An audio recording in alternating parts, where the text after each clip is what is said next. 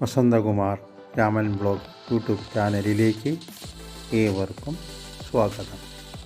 ഞാനിന്ന് പറയാൻ പോകുന്നത് ശബരിമല ശ്രീ ധർമ്മശാസ്താവിൻ്റെ ഉൽപ്പത്തിയെക്കുറിച്ചാണ്. ഇപ്പോൾ ഇത് പറയുന്നത് ധർമ്മശാസ്താവിനെക്കുറിച്ച് മറ്റു തരത്തിലുള്ള വ്യാഖ്യാനങ്ങളൊക്കെ ഉണ്ടായിട്ടുള്ളത് കൊണ്ടാണ്. ദേവന്മാരും അസുരന്മാരും പാലാഴി കടയുന്നതിന് ഒരു വ്യവസ്ഥ വെച്ചിരുന്നു. ആദ്യത്തേത് ദേവന്മാർക്കും രണ്ടാമത്തേത് അസുരന്മാർക്കും എന്ന കണക്കിന് ഒന്നൊന്നായി പങ്കുവച്ചുകൊണ്ടിരുന്നു. പലതും പാലാഴിയിൽ നിന്നും ലഭിച്ചുകൊണ്ടേയിരുന്നു. അങ്ങനെ പങ്കുവയ്ക്കുന്നതിനിടയിൽ അമൃത് പൊന്തി വന്നു. അത് അസുരന്മാർക്കാണ് ലഭ്യമായത്. എന്നാൽ ഈ അമൃത് കഴിച്ചാൽ അജയരായി തീരുമെന്നുള്ള സത്യം ദേവന്മാർക്കറിയാമായിരുന്നു. അത് സ്വന്തമാക്കാനായി മഹാവിഷ്ണു മോഹിനി രൂപം ധരിച്ച് അസുരന്മാരിൽ നിന്നും അമൃത് വീണ്ടെടുത്ത് ദേവകൾക്ക് നൽകി. അസുരന്മാരിൽ നിന്നും അമൃത് എങ്ങനെ വീണ്ടെടുത്തു എന്ന ശിവഭഗവാന്റെ ചോദ്യങ്ങൾക്ക് മുമ്പിൽ മോഹിനി വേഷം ധരിച്ചാണ് അമൃത് വീണ്ടെടുത്തത് എന്ന് പറഞ്ഞു. ആ വേഷമൊന്നു കാണണമെന്ന ശിവഭഗവാന്റെ മോഹിനി രൂപത്തിൽ ഭ്രമിച്ച ശിവഭഗവാൻ ആ മായയിൽ ഭ്രമിച്ചുപോയി. അങ്ങനെ ആ വിഷ്ണുമായയിൽ ശിവഭഗവാനിൽ നിന്നും ജനിച്ച പുത്രനാണ് ശ്രീ ധർമ്മശാസ്താവ്. സ്കന്ദപുരാണത്തിലും ഭാഗവതത്തിലും ഇത് സൂചിപ്പിക്കുന്നു. ധർമ്മശാസ്താവിൻ്റെ അവതാരമാണ് അയ്യപ്പൻ. മഹിഷി നിഗ്രഹണത്തിനു വേണ്ടിയാണ് ശ്രീ ധർമ്മശാസ്താവ് അയ്യപ്പൻ എന്ന അവതാരമെടുക്കുന്നത്. ശിവഭക്തനായ പന്തളം രാജാവിൻ്റെയും വിഷ്ണുഭക്തയായ പന്തളം രാജാവിൻ്റെ പത്നിയുടെയും സന്താനങ്ങളില്ലാത്ത ഞങ്ങൾക്ക് ഒരു പുത്രനെ നൽകണമെന്ന പ്രാർത്ഥന, ആ പ്രാർത്ഥനയുടെ സാഫല്യം കൂടിയാണ് അയ്യപ്പൻ്റെ ജനനം. ധ്യായേതുമാവതി രമാവതി ഭാഗ്യപുത്രം. ഇതിൽ വ്യക്തമായി പ്രതിപാദിക്കുന്നത് ഉമാപതി എന്ന് പറയുമ്പോൾ ശിവൻ, രമാപതി എന്ന് പറയുമ്പോൾ വിഷ്ണു. ശബരിമലയിൽ പ്രതിഷ്ഠിക്കപ്പെട്ട ധർമ്മശാസ്താവിൻ്റെ പൂജാതി കാര്യങ്ങളെല്ലാം തന്നെ ശിവഭൂതങ്ങളാണ് നടത്തിയിരുന്നത്.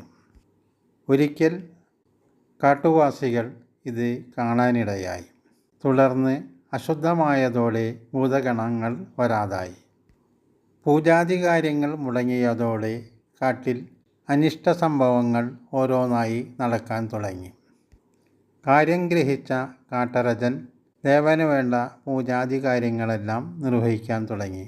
അതോടെ കാട്ടിലെ പ്രശ്നങ്ങളെല്ലാം പരിഹരിക്കപ്പെട്ടു.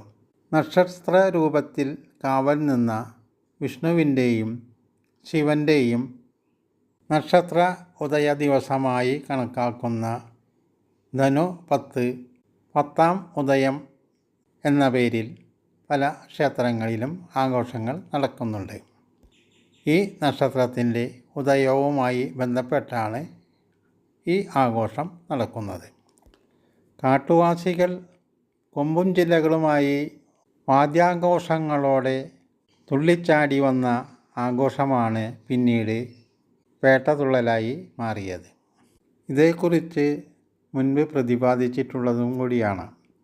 പന്തളം രാജാവിൻ്റെ വളർത്തുമകനും വില്ലാളി വീരനും അസാമാന്യ ശക്തിവിശേഷങ്ങൾക്ക് ഉടമയുമായിരുന്ന ഒരു പോരാളി കൂടിയായിരുന്നു ശ്രീ അയ്യപ്പൻ. മണികണ്ഠത്തിൽ അണിഞ്ഞുകൊണ്ട് ലഭിച്ച ശിശു ആയതുകൊണ്ടാണ് മണികണ്ഠൻ എന്ന പേരിൽ അറിയപ്പെട്ടിരുന്നത്. ശബരിമല ക്ഷേത്ര പുനർനിർമ്മാണം പന്തളം രാജാവ് നിർവഹിച്ചു. പഴയ അയ്യപ്പൻ പാട്ടുകളിൽ നിരവധി അയ്യപ്പൻ കാവുകളെക്കുറിച്ച് സൂചനയുണ്ട്. ശബരിമല, അച്ചൻകോവിൽ, ആര്യങ്കാവ്, കുളത്തൂപ്പുഴ, തൃക്കുന്നത്തപ്പുഴ, തിരുവുള്ളക്കാവ്, ആറാട്ടുപുഴ, മുളങ്കുന്നത്തുകാവ്, ചമ്രവട്ടം തുടങ്ങി ഒരുപാട് ക്ഷേത്രങ്ങൾ ഇന്ന് നിലവിലുണ്ട്. ഗൃഹസ്ഥനായും നിത്യബ്രഹ്മചാരിയായും 2 തരത്തിൽ ആരാധിക്കപ്പെടുന്നു. മണ്ഡലകാലം, മകരസംക്രമം, ശനിയാഴ്ചകൾ, ഉത്രം നക്ഷത്രം എന്നീ ദിവസങ്ങൾ ധർമ്മശാസ്ത്ര ക്ഷേത്രങ്ങളിൽ പ്രധാനമാണ്.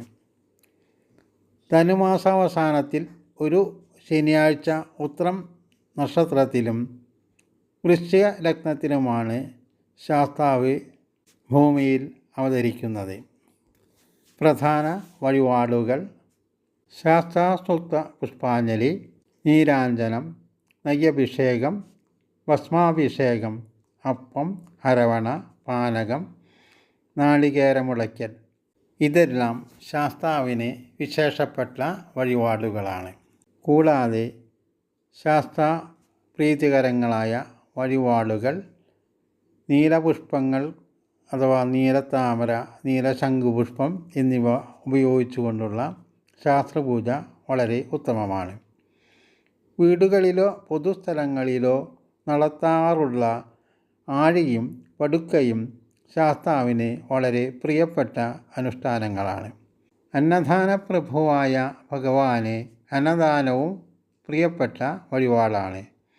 വർഷം തോറും അയ്യപ്പ ഭക്തന്മാർക്ക് അന്നദാനം നടത്തുന്നത് ശ്രേയസ്കരവുമാണ്.